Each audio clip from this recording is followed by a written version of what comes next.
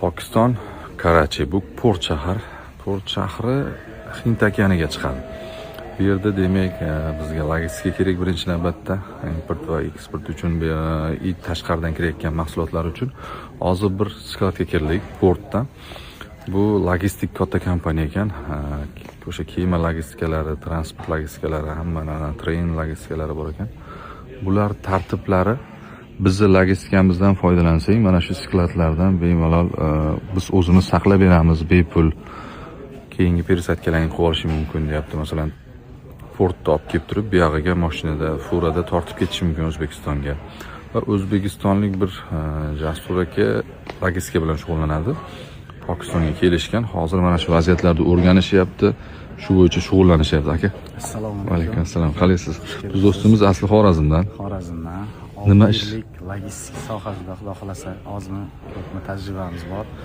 Pokistonga tashrifimiz davomida endi bir ikkita takliflar bo'ldi. Bitta yaxshi kompaniya bilan shartnoma tuzdik. Ularni O'zbekistondagi rasmiy vakili bo'ldik, xudo xolasa. Bu bizni tadbirkorlarga ko'p yo'nalishda, asosiy port, Karachi, Hind okeani ko'p liniyalar, yo'llar bilan bog'liq. Bizning kompaniyamiz shunday ishlarga masalan, kimdir Pokistonga bitta fura tovar jo'natsa, viloyatlarga bo'lmoqchi bo'lsa, bizda kichik mashinalar ham bor. O'zbekistonda o'tirib deklaratsiyasi, rasmiylashtiruvi, masalan, Pokistondan kimnidir izlash shart emas. Bizga ofisga boradi, biz bilan kelishadi. Hamma jarayon biz o'zimiz kontrolda. O'zbekistonda o'zida hal bo'ladi, ha? O'zida. Mana shu SLG Tracks'ni biz O'zbekistondagi rasmiy vakilimiz, xudo xolasa, Karachi port orqali qanday marshrutlar bo'lsa, hammasiga yo'limiz bor. Marshrutimiz Afrika bormi, Tailand, Malayziya, Amerika, Yaponiya, aviomniklarga, yukiga javob berishi, mana skladimiz qanaqa ish olib borishi, hamma narsani ko'zimiz bilan ko'raylik.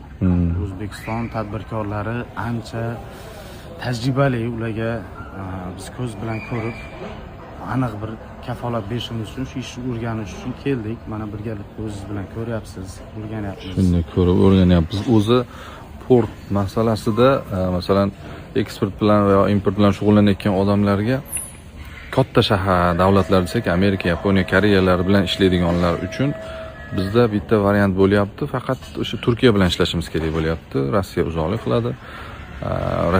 Turkiya portlari bilan yoki Eron Bandarabas porti eng ma'quli bizga-yu, faqat u sanksiya bo'lgani uchun katta davlatlar bilan ishlay olmaydi. Mana bu Karachi bu yerda dunyoning hamma joyiga chiqib ketish mumkin yoki kirib kelish mumkin. Yukingizni Karachi portiga olib kelib, masalan, Koreyadan bir konteynerni yuk olib keldingiz, mana shu portga keldi. Bular shu logistikasini hal qilishadi. Shetdan keyin yana furaga yuklab O'zbekistonga tortib olib kirib ketadi. Hozirgi masala Afg'oniston bilan bo'layotgan masala, yo'l yopiq. Furada qanday olib ketamiz bu yog'iga, Afg'onistonga? Masalan, bir mashina Koreyadan bir konteyner yuk olib keldik. O'zbekistonga qanday tortishimiz mumkin? Endi hozir Eron orqali yo'limiz bor.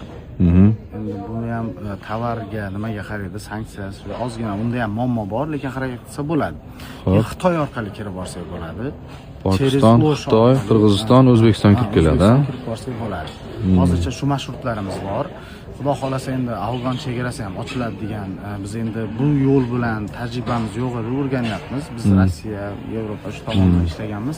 Biz har yil 9 oy, 10 oy ishlarkan, 1-2 oy shunaqa bir remont, qanaqadir masalalar bo'lar ekan, endi xudo xolasa ochiladi. Ochilsa, agar Afg'oniston bilan bo'lsa, ancha bemalol bo'lib qoladi, ham tezroq bo'ladi, to'g'ri kirib ketadi. Hozir temir yo'l tortyapti, xudo xolasa 1-2 yil ichida u narsamiz ham yo'lga tushib ketsa. Pokistonga va mashallah, ashunda zo'r bo'ladi. Zo'r, bizga dengizga eng qulay marshrut shu bo'ladi. Shuning uchun katta loyiha qilingan, proyekt qilingan, davlat Pokistonga portlarga to'g'ridan-to'g'ri chiqib borish. Temir yo'li bo'lsa, portga tezroq chiqsak va shuni ham oson bo'ladi, arzonchilik bo'ladi narx-navolarimiz. Qancha logistika suvga yaqinlashsak, arzon bo'lib boraveradi. Biz delegatsiya bilan mana shu skladga keldik. Aka, sizni Jasur aka nomeringizni qo'yib qo'yaman. Shu bo'yicha ishlaydiganlar, savollar bo'lsa, siz javob berib Toshkentda ofisimizni ishga ko'rsatamiz. Yana bir tashrif buyurasiz, xudo xolasa. Bafurcha hammasi inshaalloh. Shuncha kamalama. Thank you so much. Thank you. Mana shu port rahbarlari.